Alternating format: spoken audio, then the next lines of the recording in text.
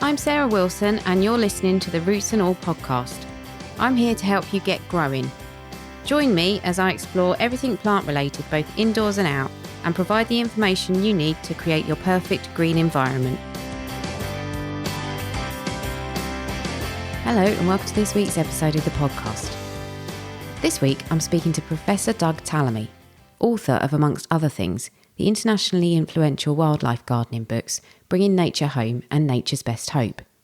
It was reading Bringing Nature Home that caused me to realise the urgency with which we must make changes to the way we garden, and that inspired me to pin my colours to the mast of wildlife gardening once and for all. I'm absolutely delighted to have him as guest on the show, and this episode feels like a crowning moment for all the amazing guests that have gone before and for the research that I've personally undertaken in the pursuit of producing the podcast. I hope you enjoy listening to the interview as much as I did recording it. The first question that I wanted to ask you, and I don't want to dwell on this because it is something that I've spoken to previous guests about, and again, I think you've addressed it quite extensively in many of your books, but is it incorrect to think that nature is somewhere else and that it's outside our garden fences? And if so, why is that? Well, that's the condition we have created. So if we consider ourselves to be separate from nature and we confine nature to little parks and preserves, there are two reasons that's not going to work. First of all, we need functional ecosystems everywhere to produce the ecosystem services that support humans, not just in a few little parks and preserves. Nature is not just for our entertainment, someplace we go visit. We need it everywhere. So confining it outside of the places where humans live and work and play that's ultimately a huge mistake. And it has led to what we see in the news. Insect apocalypse is here. In North America, we've lost 3 billion birds. The UN says we're going to lose 1 million species. None of those things are options in the long run. Yet that's where we are because of the way we landscape, because we create dead zones where humans live and expect nature to be happy someplace else. So in the long run, that's not going to work. And what we need to do is find ways for humans and nature to coexist. I thought it was interesting, the concept of carrying capacity that you talk about in your book. Can you give an overview of what that is and why it's important to humans? Well, every ecosystem, every place, the planet as a whole, has the ability to support a certain amount of life. So the definition of carrying capacity is the ability of a particular place to support a population of any particular species in a sustainable way. So the population can reach the carrying capacity and stay there or oscillate around it as long as it doesn't exceed the carrying capacity and degrade the resources that support it. Any population that exceeds its carrying capacity, where there are too many individuals for that environment to support, is going to ultimately degrade the carrying capacity, and then there'll be fewer individuals that place can support. The big part about carrying capacity that even ecological checks tend to ignore is that when one species exceeds the carrying capacity, it degrades local resources, but it degrades it not just for that species, but for every other species that needs those resources. So the biggest species that have exceeded its carrying capacity right now is humans, which means we have taken resources from everything else. And this is why we're in the 6th grade extinction. Everything is going towards supporting burgeoning human populations unsustainably because there are now more humans on the planet than the planet can sustain at the lifestyle that we all want. And everything else is suffering because of it. Rather than trying to figure out how many humans we can cram onto the planet before everything collapses totally, we should be trying to figure out how many humans we can sustain on this planet without anything collapsing, because that's the only thing that truly is sustainable in the future.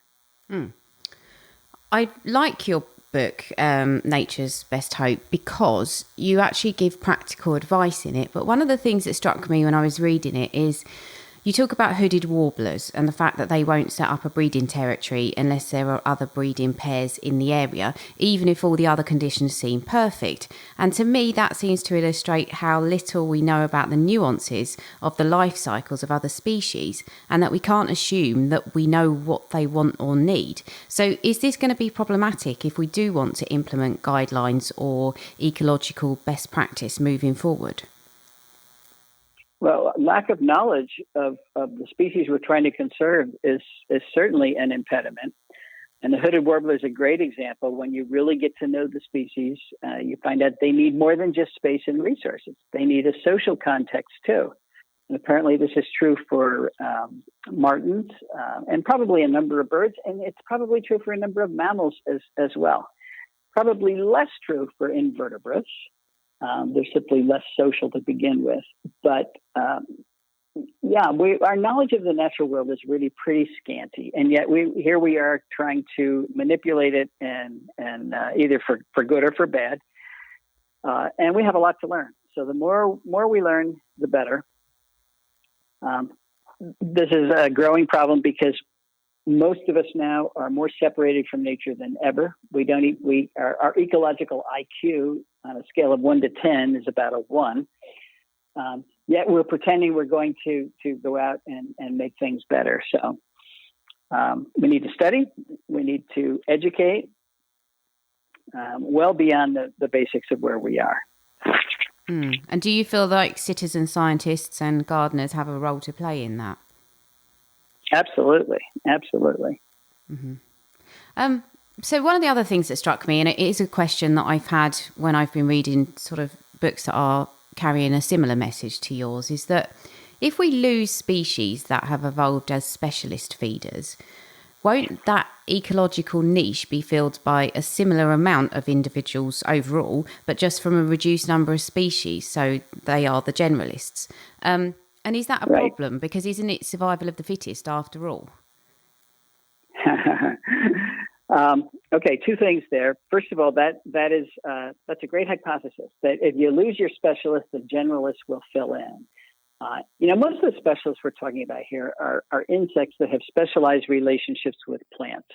And the reason they're so important is that they are supplying the energy, the food that drives our food webs. So losing these insects is not an option. It's not just that I like to talk about insects. They're critical in the support of the rest of the species in an ecosystem.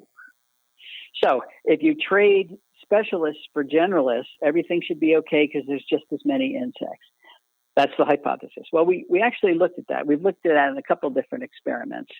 And it turns out that our generalists aren't nearly as generalized as we think they are. And they do not compensate. And none of our experiments have shown that they compensate for the loss of specialists. The loss of generalists is less than the loss of specialists, but it's not nearly enough to compensate in terms of diversity or abundance or the amount of biomass that's available for other animals to eat.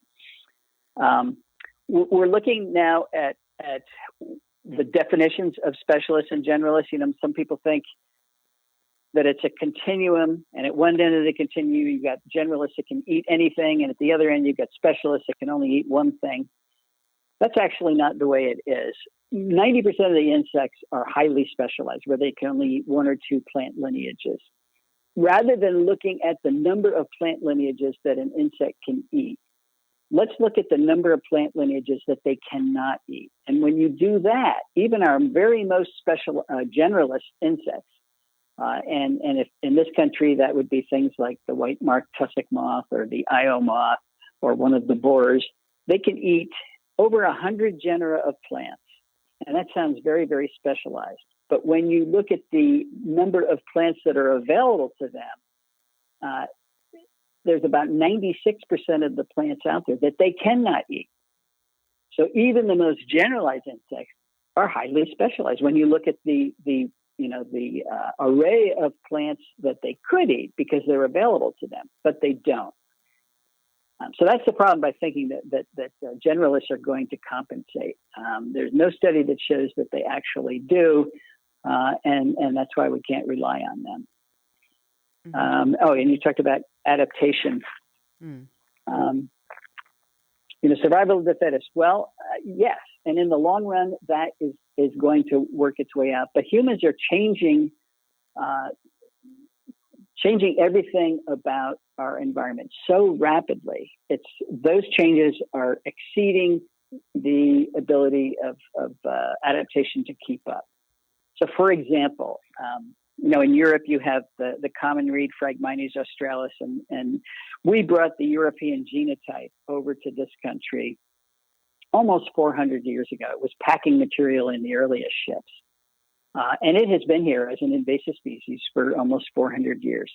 Well, in Europe, it supports 170 species of insects. So it's a good native, it's a functional part of the ecosystem. After 400 years of being in this country, it only supports 5.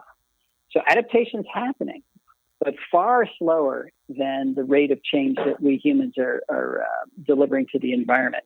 In the meantime, Phragmites australis has taken over the marshes, made them monocultures. There used to be diverse ecosystems with lots of plants. Now it's a monoculture of one plant that can only support 5 insects. And that's why, so in 10,000, 100,000 years, will things work themselves out? Probably. But, and that's what evolution does. That's what adaptation does over time. But, those are evolutionary timescales, not ecological timescales. And we are ruining things on ecological timescales and expecting evolution to keep up. It can't do it. So then, again, that's why we have the 6th great extinction. We're just changing things way too fast for anything to adapt to. Mm-hmm. And talking about host species, I know that you did spend an entire book putting forward the case for native plants, and it isn't possible to sum up that case here.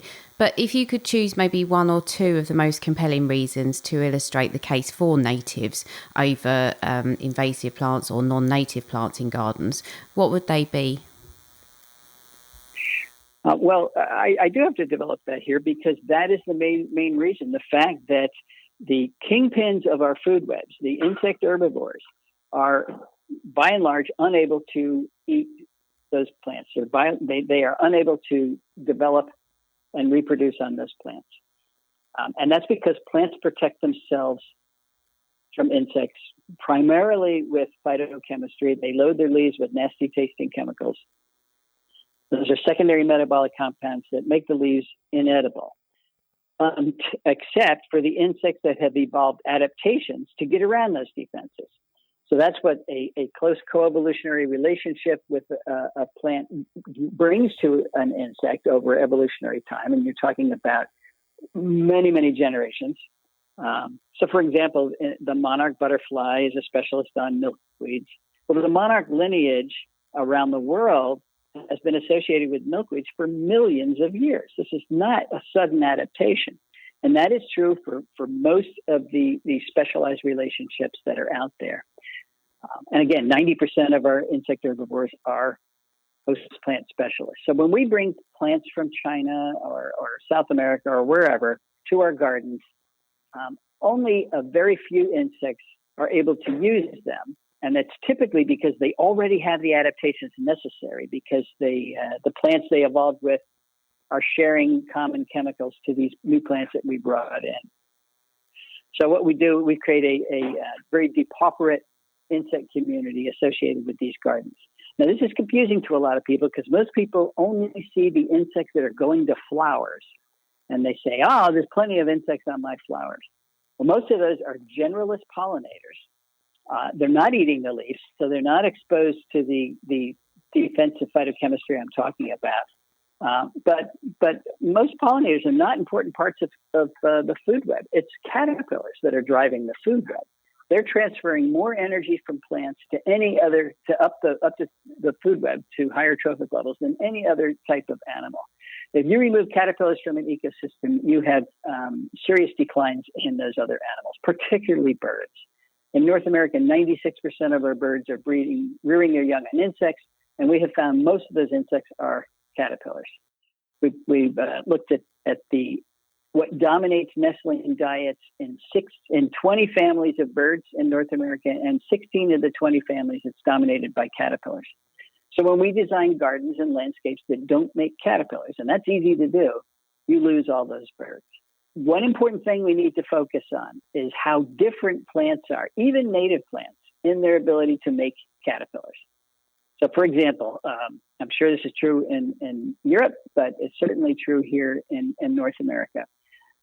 Genus Quercus oaks are number one in their ability to make caterpillars. I live in the mid-Atlantic states of North America, and just in our few states, there are 557 species of caterpillars that develop on oaks. Compared to other native plants like tulip trees, it's a good native. There's only 21 that can develop on tulip trees. And then you look at these non-native species, whether they're invasive or not, things like ginkgo or crepe myrtle or many of our favorite ornamentals, most of them support zero, no caterpillars at all. So there's a fantastic variation in the ability to produce the animals that drive our food web with plant choice. And that's why plant choice in our gardens is so important. Well, talking of caterpillars, in the UK, some landscape architects and designers, and particularly those that are involved in public planting, would argue that our native trees are disease prone and therefore non-natives provide us with more versatile and healthier alternatives. Do you face that argument in the US? Absolutely. But remember, landscape designers, landscape architects, most gardeners in general are gardening for aesthetics. They want plants that nothing can touch. They call them pest-free. So you have a beautiful landscape that nothing can use, which is a dead zone. And that is the crux of the problem. We're loading our landscapes with plants that do not pass the energy they harness from the sun to anything else. And when you do that in a few places, it's okay. But when you do it everywhere, it's not okay, because that is the collapse of the food webs that support our birds. I mean, look at in the UK, the house sparrow is in serious decline. When you lose the house sparrow, then there's a real issue. So designing landscapes that actually support other life forms is a critical part of our future. There's just too many of us everywhere to design these dead zones, even though they're beautiful. Yeah, and your book details a system whereby we can make relatively easy changes to bring maximum benefits to wildlife. And it's based on research that's been conducted in the US. And I do have quite a number of US listeners to the podcast. But are you aware of any other similar types of research that are being carried out in other countries? There's a fair amount in Australia. A guy last name Samways has done a fair amount of it. There have been a number of reviews recently, within the last decade, of what the impact of non-native plants has been in Europe and Australia and North America, not so much in South America. And every one of these reviews, reviewing dozens and dozens of studies, concludes that there's a serious depression of insect populations when native plants are replaced by non-native plants. It's not always the case. There are a few exceptions, but the average response is a serious decline in insects. So it's a phenomenon that has been studied around the world. And of course, the theoretical advances way back in the 70s and 80s that pointed out how important insect-plant interactions were, how the specialized relationships between insects and plants, coevolution and all of that. They predicted this, decades ago. So theoretically, none of this is new. None of it's surprising. But what they didn't know back then was the extent to which non-native plants were replacing native plants and what that might do to ecosystem function and the biodiversity crisis. That's the part that we're focusing on now. But as you said earlier, the good news is it's relatively easy to turn this around. Unless you've actually lost a species to extinction, if you put what it needs back in the landscape, insects are really good at recolonizing the plants they need. I've demonstrated that here at home a number of times by putting in a plant. I don't even know where the original insect population comes from, but within sometimes months, but often a few years, they find these plants and I've got a healthy population. So if we put the host plants that support our insect diversity and abundance back into our landscapes, we can rebuild viable food webs, which will recharge the ability of birds to breed and many other parts of the food web. Mm-hmm. And do you think if we could wave a wand tomorrow and plant native plants that would benefit invertebrates, which would then benefit birds, would that solve the problem, or do we need to concentrate on other things, kind of habitat loss in other ways? Are there other problems that we're facing too? Well, this gets back to carrying capacity, and it gets back to the human footprint. Every time we build a building, that space is no longer useful for habitat on any level. And we keep expanding our urban footprint, our suburban footprint, the number of, the infrastructure, all the paved roads. We're paving over the planet. We're cutting down the tropical rainforest. I just read today that the loss of tropical rainforest has accelerated again. So putting native plants back where we humans are will help all of that, but it's not going to replace the importance of these natural areas that we keep paving over. So it's a piece of the conservation puzzle. It's not the entire puzzle.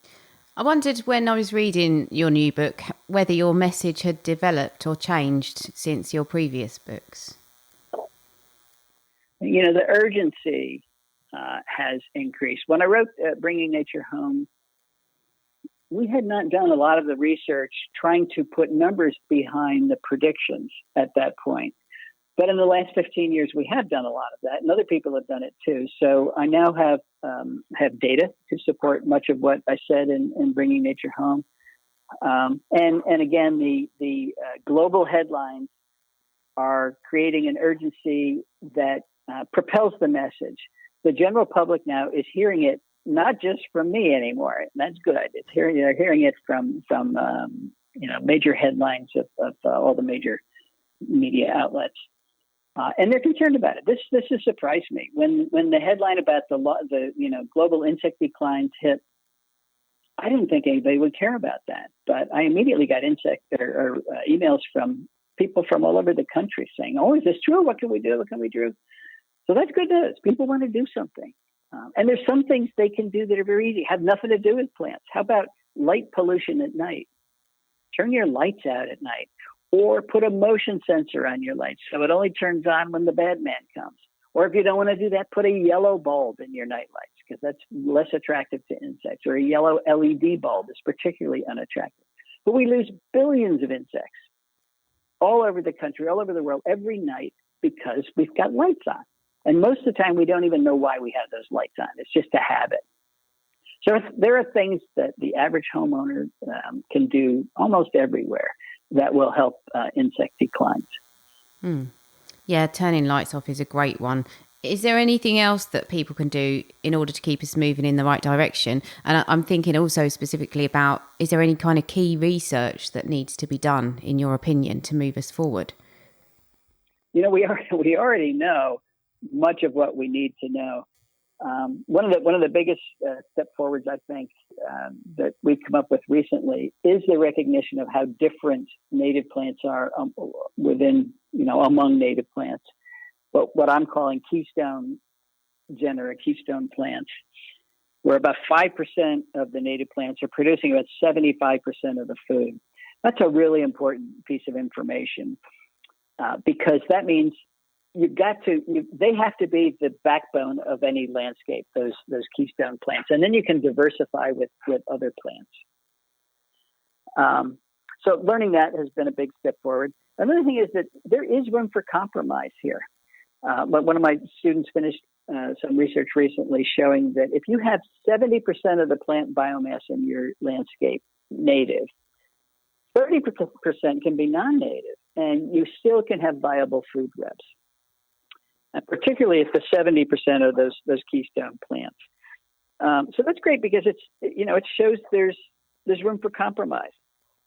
If my message truly was you can have no non-native plants, I'd have very few listeners. People would say, I don't care if the rest of the biodiversity collapses. I want my pretty plants. But you can still have your pretty plants as long as they're not dominating the landscape. So to me, that's good news. But how these keystone plants interact with light pollution is an important piece of research that needs to be ironed out. We've got preliminary evidence now that you can use keystone plants. You can have your oak trees. They bring in lots of moths to make those caterpillars, but then they all get killed at lights. So you're having part of the solution, but not all the solution. And another key thing we need to understand is how much plant material do you need to have a viable food web? Is one flower in a pot going to do it, or it's obvious that the more the better? But what is the minimum amount when you can actually have a self-replicating food web? And nobody's looked at that on any level. So always room for new research, but we are way past the point where we need to wait for new research. New research will guide us, but we need to start acting right away. And one of the first things that, at least in this country, that the typical homeowner can do is reduce the area that's in lawn. Turf grass doesn't do any of the things we need to do on our landscapes. I would talk about 4 major things every landscape has to do. One is support that viable food web we've been talking about. Another is sequester carbon. It's plants that are pulling carbon out of the air and putting it in their tissues and then pumping it into the ground. It is the easiest way for the individual to address climate change issues is by just putting more plants into their landscape. Another one is managing watershed. Everybody lives in a watershed, and it's plants that manage that watershed. And again, all the times we take plants out of our landscapes and replace them either with pavement or lawn, we're wrecking the watershed. And then the final thing every landscape has to do is support a viable pollinator community. And it's not for agriculture. You hear all the time, they pollinate a third of our crops, so we need pollinators. We need pollinators because they pollinate 80% of all plants and 90% of all flowering plants. If we lost our pollinators, we would lose 80 to 90% of the plants, and that is not an option. And we need those pollinators everywhere, not just in parks and preserves, but everywhere, including our yards, including our cities, everywhere where we want plants, which is everywhere. So how do we accomplish those 4 goals on your average landscape? That's more research that needs to be done. I must just ask you one last question, which I may slot in earlier. One of the arguments that I find people using to counter using native plants in this country, in the UK, is that they say we don't have the variety of species that you have in the US. So they say our native flora isn't as pretty as yours. What would you say to that? Is there an argument against that? Well, it's true. You're an island. I thought it was just subjective. You don't have as many species. But again, you said the key word there. So our landscapes aren't as pretty. And if your only goal is to design for aesthetics, then you're right. You bring in plants from all over the world. But there's a huge downside to that. We need to design beautiful landscapes that are functional. So take advantage of that 30% of non-natives we can use ornamentally as accents. But you have to start. It's like building a building without the supports. You can't build a building out of wallpaper. You have to have those 2x4s, and you got to have the supports up, and then you can decorate it. And that's what we've been missing. We've been missing those keystone native plants to support the life around us. I mean, you've got the wonderful English Quercus robar, the English oak over there. You need to get as many of those back into the landscape as possible. Most environmental issues are huge, and the individual feels helpless. Climate change. What can I do as an individual? And I understand that. There's nothing you can do where you see a change tomorrow, but not this issue. You can put those plants in your yard and see that change tomorrow. You can see things come and start to use those plants. You can see life return to your little piece of the earth almost immediately. That's positive feedback. You as an individual, whether you own land or whether you're going to volunteer on a park or a preserve, are part of the conservation puzzle of the future. You're one piece of it, but that puzzle won't be complete if you leave that piece out. So it's a very important piece, and you can do your part. Don't think of the Earth's problems you're not challenged. You're not trying to address the Earth's problems yourself. Just worry about the little piece of the Earth that you own or can influence. If you get rid of the invasive species, cut the lawn in half, put in pollinator plants, and use those keystone plants, you've done everything you can do, and you can feel good about it.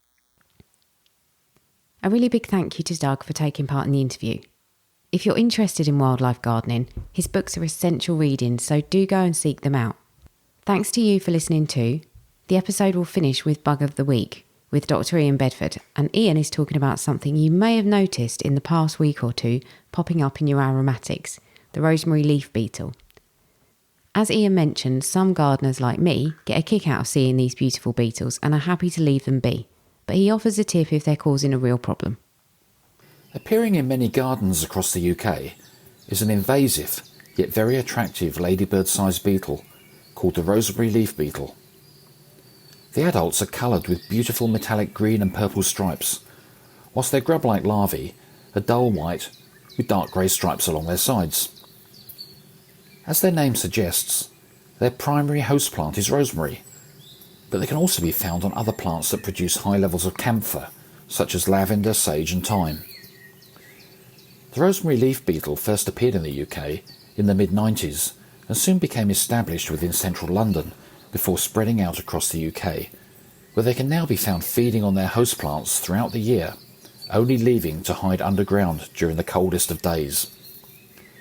Some people might actually enjoy seeing the rosemary leaf beetles in their gardens and admire the beauty of these living jewelled adornments on their plants. However, they can become a serious pest for commercial lavender and herb growers, where heavy infestations can soon develop if left untreated, causing damage to the plant's growing points and ultimately leading to dieback. In a home garden, though, an infestation can be kept under control or eradicated relatively simply and doesn't need to involve spraying pesticides that will also kill the many beneficial insects that visit the flowers of these aromatic host plants.